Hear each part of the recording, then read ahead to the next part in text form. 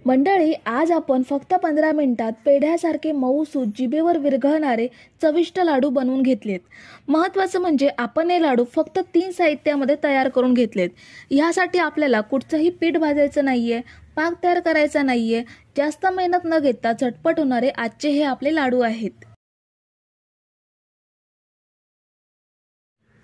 तर लाडू बनवण्यासाठी सर्वात आधी आपण फुटाण्याची डाळ पॅनमध्ये घेऊयात। 2 वाटी फुटाण्याची डाळ मी इथे घेतली आहे। फुटाण्याच्या डाळीला काही भागात डाळवं असं सुद्धा म्हणतात। किराणा मालाच्या दुकानात ही डाळ सहज उपलब्ध असते। डाळ आपण मंद ते मध्यम आचेवरती भाजून घेणार आहोत।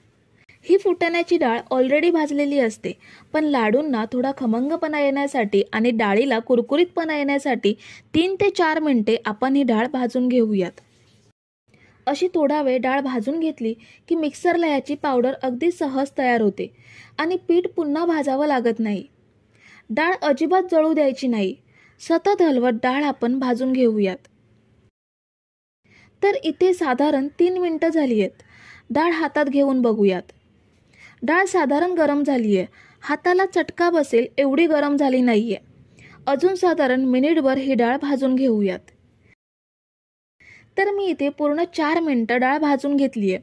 हाताला चटका सुद्धा लागतोय, म्हणजे डाळ चांगली गरम झाली आहे।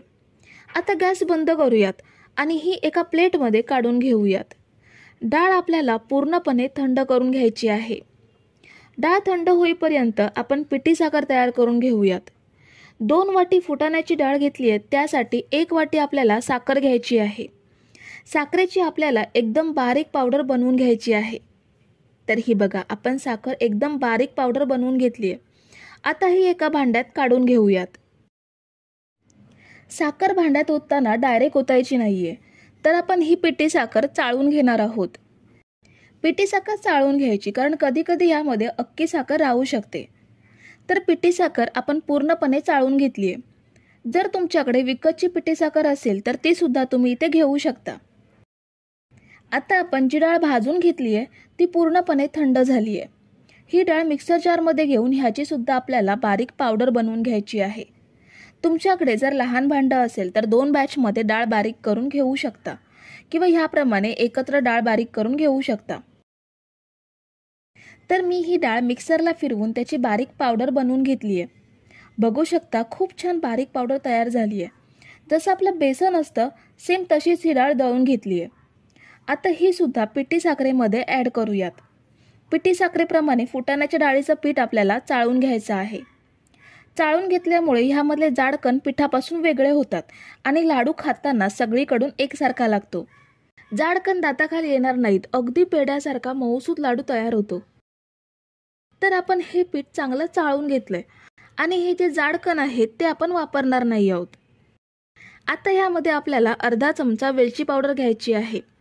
जायफळ पावडरचा देखील तुम्ही इथे वापर करू शकता। आता हे सगळं साहित्य आपल्याला छान मिक्स करून घ्यायचं आहे। मिक्स करताना व्यवस्थित मिक्स करून घ्यायचं आहे।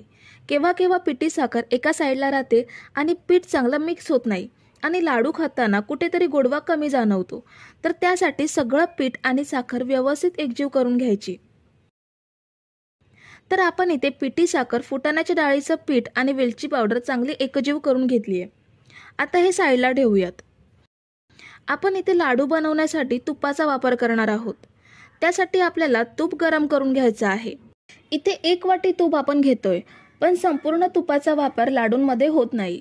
ह्यापैकी किती तूप आपण लाडूंमध्ये वापरणार आहोत ते मी तुम्हाला पुढे सांगते। त्याआधी हे तूप आपण हलकं गरम करून घेऊयात। तूप आपल्याला कडकडीत गरम करायचं नाहीये, कोमट असलं पाहिजे। तूप आपण साधारण गरम केलंय, त्यामुळे तूप विरघळलंय। आता हे पूर्ण पिठामध्ये ओतायचं नाहीये। सर्वात आधी अर्ध तूप ह्यामध्ये घेऊयात। आता हे चमच्याने पिठामध्ये मिक्स करायचं आहे। चमच्याने तूप पिठामध्ये व्यवस्थित एकजीव होणार नाही, त्यासाठी आपण हे हाताने पिठाला चांगलं चोळून घेऊयात। घेतलेलं तूप जर कमी वाटत असेल तर ह्यामध्ये अजून तुपाचा वापर करायचा। तर मला ह्यामध्ये तूप कमी वाटतंय, लाडू वळले जाणार नाहीत। ह्यामध्ये आपण शिल्लक तुपापैकी अर्ध तूप घेऊयात। पुन्हा एकदा सगळं व्यवस्थित एकजीव करून घ्यायचं आहे। ह्या लाडूंमध्ये एकच काळजी घ्यायची, ती म्हणजे तूप थोडं थोडं करून ॲड करायचं. चुकून जर तूप जास्त झालं तर फुटाण्याची डाळ मिक्सरला फिरवून पावडर बनवून ॲड करू शकता आणि कोरडं झालं मिश्रण तर अजून तुपाचा वापर करू शकता. तुम्ही जर इथेपर्यंत रेसिपी बघताय तर तुम्हाला एक विनंती आहे की व्हिडिओला एक लाईक जरूर करा. तर हे लाडूंचं मिश्रण मी तयार करून घेतलंय. परफेक्ट मिश्रण तयार झालंय. घेतलेल्या तुपापैकी पाव वाटीपेक्षा जास्त तूप शिल्लक राहिलंय. आता या मिश्रणाचे लाडू वळून घेऊयात. हे लाडू वळताना कोणतीही अडचण येत नाही. अगदी फटाफट गोल गरगरीत लाडू वळून तयार होतात. हा बघा, लाडू तयार सुद्धा झाला. ह्यावरती मी पिस्त्याचे काप लावते. तुम्ही आवडीनुसार ड्रायफ्रुट्स लावू शकता किंवा असेच ठेवलात तरी सुद्धा सुंदर दिसतात हे लाडू. शिल्लक मिश्रणाचे सुद्धा असेच लाडू वळून घेऊयात. ह्या लाडूंना जगातले सर्वात सोपे लाडू म्हटलं तरीही वावगं ठरणार नाही, कारण लाडू वळायला कसरत नाही, तासनतास पीठ भाजायचं नाही की कसलाही पाक बनवायचा टेन्शन नाही. फक्त 15 मिनिटात हे लाडू बनून तयार होतात. तर हे बघा, मी सगळे लाडू बनवून घेतलेत. 2 वाटी फुटाण्याच्या डाळीमध्ये 12 ते 13 लाडू सहज होतात. बनवायलाही सोपे आणि खायला सुद्धा तेवढेच चविष्ट लागतात. अगदी पेढ्यासारखे मऊसूत. माझ्या घरच्यांना तर हे लाडू खूप आवडले. तुम्हाला रेसिपी कशी वाटली हे मला कमेंट करून नक्की सांगा आणि येणाऱ्या सणासुदींना ह्याच पद्धतीने झटपट बनणारे चविष्ट डाळव्याचे लाडू नक्की बनवा.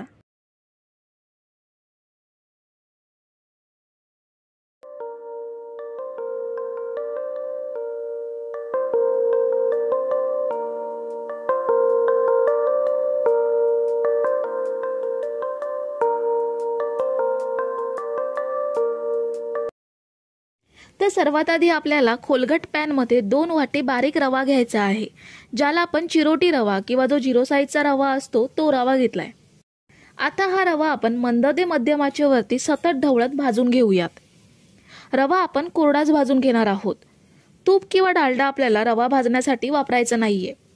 शक्यतो हा रवा आपल्याला मंद आचेवरतीच भाजून घ्यायचा आहे. साधारण 7 ते 8 मिनिटातच रव्याचा रंग हलका चेंज झालाय आणि जर तुम्हाला सुगंधावरून समजत असेल तर अगदी सहज समजू शकता की रवा भाजलाय की नाही ते. पण हा रवा भाजण्यासाठी 7 ते 8 मिनिटं पुरेशी आहेत. गॅस बंद करूयात आणि रवा एका प्लेटमध्ये काढून पूर्णपणे थंड करून घेऊयात. तर रवा मी पूर्णपणे थंड करून घेतलाय. आता हा आपल्याला मिक्सर जारमध्ये घेऊन दळून घ्यायचा आहे. रवा आपण 0 साईजचा घेतलाय तरी सुद्धा आपल्याला हा अजून थोडासा बारीक दळून घ्यायचा आहे. हा बघा, असा छान बारीक दळून घ्यायचा. आता हा एका भांड्यात ट्रान्सफर करूयात. जो शिल्लक राहिलेला रवा आहे तो सुद्धा दळून घ्यायचा आहे. शिल्लक रवा सुद्धा दळून घेतलाय. आता आपल्याला लाडूंसाठी लागणारी साखर दळून घ्यायची आहे. मिक्सर जारमध्ये 1 वाटी साखर घेऊयात. जेवढा रवा घेतलाय त्याच्या निम्मे आपल्याला साखर घ्यायची आहे.